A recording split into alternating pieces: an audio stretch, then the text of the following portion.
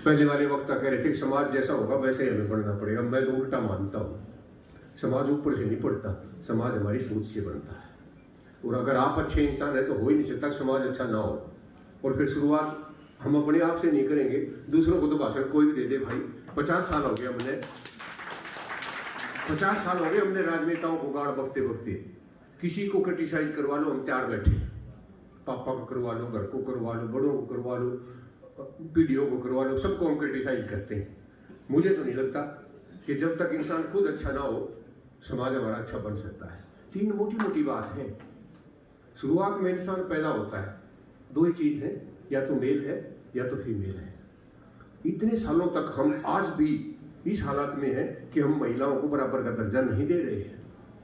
आज देख लो कितनी महिला हमने बुला रखी। मैं शिकायत नहीं कर रहा, लेकिन जब तक महिलाओं को हम ऊपर नहीं लाएंगे, वो हमारे से कहीं ज्यादा गुणों से भरी पड़ी है। ये बात हमारी समझ में आते आते पता नहीं कितने साल लगेंगे। भगवान ने जान कुछ सोच समझ के वंश आगे चलाने की कैपेसिटी उनको दी होगी। बहुत सारे गुण हैं उनमें, सिर्फ पहचानने की कि आप बेटी को ध्यान से देख लो, पत्नी को ध्यान से देख लो, बहन को ध्यान से देख लो, गुणों की भरी पड़ी है। समाज अगर अच्छा बना। दूसरा, जातिवाद इतना खतरनाक जहर है।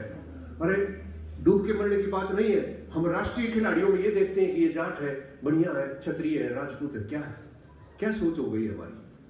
और किस लिए, क्या क्या फायदा हुआ हमें पढ़ने लिखने का अगर हम उसी जगह अटके हुए हैं? तो कितने नेताओं को तो हम पहले से देखा करते हुए, इतनी वोट है इसकी तो उस जात को दे दो, इसकी वोट इतनी है तो इसको जात को दे दो।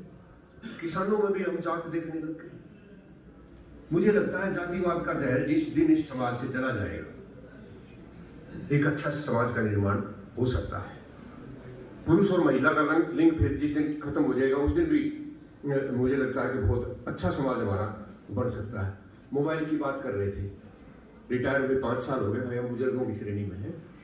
आप सोच के देखो, जो बुजुर्ग जब पहली बार मोबाइल आया कि ना मेरे को तो नंबरों बड़ा ही ठीक है, कितने पीछे पड़े हमारे से, 5-6 साल पीछे पड़े, उनको कोई नहीं पूछता, उनको ये पता ही नहीं था बच्चे क्या देखने लग रहे। जब हम सीखने के लिए तैयार नहीं है तो बच्चों को आप कैसे रोक सकते हो? मुझे तो लगता है मैडम, मैं आपसे बिल्कुल अगेंस्ट बोलना चाहता हूं, मुझे तो लगता है हर इंसान को मोबाइल के बारे में पूरी जानकारी होनी चाहिए, ताकि वो ये देख सके कि उसके बच्चे और उसके पोते क्या करने लग रहे हैं उसके अंदर। आप सोच भी नहीं सकते जो चीज वो उसके अंदर देखने लग रहे हैं। और अगर हम ही नहीं जानते होंगे तो रोकने का वो सारी बातों का सवाल ही खत्म हो गया। तो मुझे तो लगता है कि समाज में अगर बदलाव लाना है तो सबसे पहले हमें खुद से करना पड़ेगा। और सबसे ज्यादा जिम्मेवारी हम जैसे लोगों की है। हम जैसे से मेरा मतलब जो जीवन के ऐसे दौर पर है जिनके 5-5, 7-7, 10-10 साल बचे हुए। अरे सोच के देखो, भगवान ने आपको सब कुछ दिया, उसके बावजूद भी हम समाज को कुछ भी नहीं दे रहे। रिटायर होके आके बैठ के नहा धो के सुबह पार्क में जा बैठे सारा दिन ताश पीटते हैं। तो ये कौन सा तरीका है? कितने सारे अनुभव आपके पास हैं। अरे अपने बच्चों को नहीं तो औरों को समझा दो, उनको नहीं तो पोतों को समझा दो जो इतने लाड प्यार से आपके पास आते हैं ना। हम तो बस अपना 4 बीड़ी फूकी और 6 घंटे में खराब करके और हम आ गए। अभी 2-3 महीने पहले सर छोटू राम जी की जयंती मना रहे थे, जाट भवन में थी, कम से कम 70 आदमी वहां बैठे थे। एक भी ऐसा नहीं था जो 25 का भी हो, सारे के सारे, तो 55 का, कोई 60 का, वो सिखाने लग रहे, भाषण देने लग रहे स्टेज पे। आदरणीय छोटू राम जी 2 बात कहकर गए थे, बोलना सीख लो और अपनों की पहचान करो। अरे किस तो बताने लग रहे हो तुम जिसके साल ही 5 बचे रहे? किसने सिखाओगे? आज तक बोलना सीख के ना जी। कितने साल से पढ़ते आ रहे हो, बात जवानी से पढ़ते आ रहे। अरे उन्हें बुला के लाओ जिनमें सीखने की जरूरत है। जनरेशन गैप को खत्म करो। मूछा नताड़े नारे बैठे पढ़कर तो बातें नहीं करते। भैया सत्यानाश मैडम आप बिल्कुल सही कह रहे थे, हमारी जिम्मेवारी ज्यादा है। और मैं संस्कार का ठस भरा पड़ा हूँ, कहाँ से भर गए भाई? हमारे पूर्वज अच्छे थे और आज हमारे बच्चे का जो हाल हो रहा है हमारी जिम्मेदारी है। बच्चों पे उंगली उठाने से पहले 4 बार सोचो। और आज के पेरेंट्स जो 35-40 साल के जो लोग हैं, उनके जो छोटे छोटे बच्चे हैं, मैंने देखा अपनी आंखों से, बाबू और बेटा दोनों बैठे बैठे मोबाइल पे गेम खेलने लग रहे। दे लो ना संस्कार।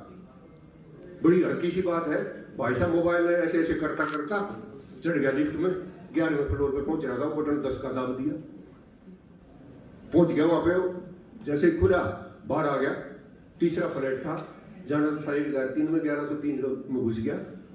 खुला पड़ा था दरवाजा, करते करते बैठ गया जाके। वह उसकी भी बुआ लगे थी, वह भी किचन में सोचा 5 बजे आ गया होगा, टुटक टुटक करके वह भी चाह करेगी। इतनी आग में भाई साहब आ गया कि भैया क्या चल रहा है।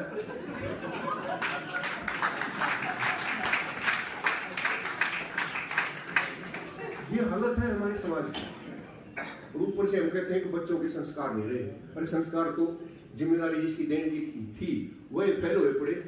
संस्कार तो जब भी आएंगे ना जब हम सिखाएंगे, हमको अच्छी बात करेंगे। सारे दिन उल्टी सीधी बात हम घर में करते हैं। अगर मैं एक उदाहरण